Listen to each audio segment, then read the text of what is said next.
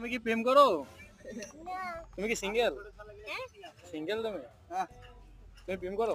না। প্রেম করবা? না। কেন? ভালো লাগে না।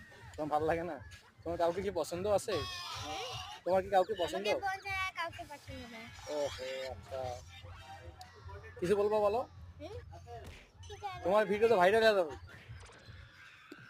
আমি ইয়াতে দেবো, ইউটিউবে দেবো, এখন কি হবে?